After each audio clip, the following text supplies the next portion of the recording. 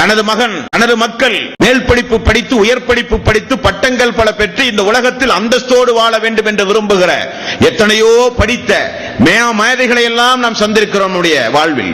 ஆனால் இஸ்லாம் என்னவென்று தெரியாது, சலாம் சொல்லுவது என்னவென்று தெரியாது, தந்தை தாய் மரணித்தால் ஜனாசா தொழுகை கூட தொழத் தெரியாது, கபரிலே நின்று கொண்டு அவர்களுக்காக வேண்டி பிரார்த்தனை செய்தல் தெரியாது. வெஸ்டர்ன் கல்ச்சரில் நம்முடைய மக்கள் இன்றைக்கு வளர்க்கப்படுகிறார்கள். அது முறையல்ல, அது முறையல்ல. ஒவ்வொரு மனிதனும் பொறுப்பாளி என்றார்கள் ரசூலுல்லாஹி ஸல்லல்லாஹு அலைஹி வஸல்லம். மக்களுக்கு நாம் பொறுப்பு, மக்கள் பெற்றோர்களுக்கு பொறுப்பு. பொறுப்பாளிகள் இல்லாமல் இந்த உலகத்தில் யாருமே கிடையாது. எல்லோரும் இந்த உலகத்திலே பொறுப்பாளிகள். நாம் நம்முடைய மக்களை மார்க்கப்பட்டுள்ள மக்களாக நாம் வளர்த்த வேண்டும்.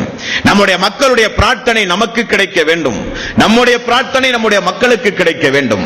இந்த சமுதாயத்தில் மார்க்க அறிவில்லாமல் மக்கள் வளர்க்கப்படுகிற காரணத்தினால் அவர்கள் பெரியவனாகி வளர்ந்து ஆளாகி வந்த பிறகு பெற்றோர்களை மதிக்காமல் பெற்றோர்களை வீட்டை விட்டு துரத்துகிற அவலநிலை இந்த மனித சமுதாயத்தில் ஏன் வந்தது?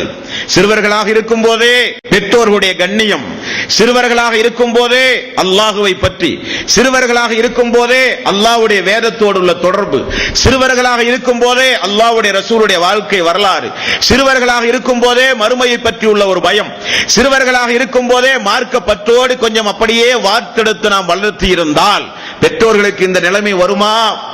பெற்றோர்களுக்கு இந்த நிலைமை வருமா?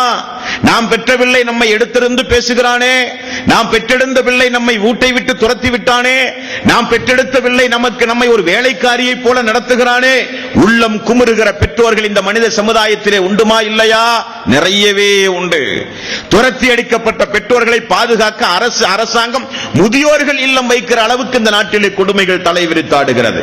என்ன காரணம்? வளர்க்கிற பிள்ளைகளை கைதவற விட்டார்கள்.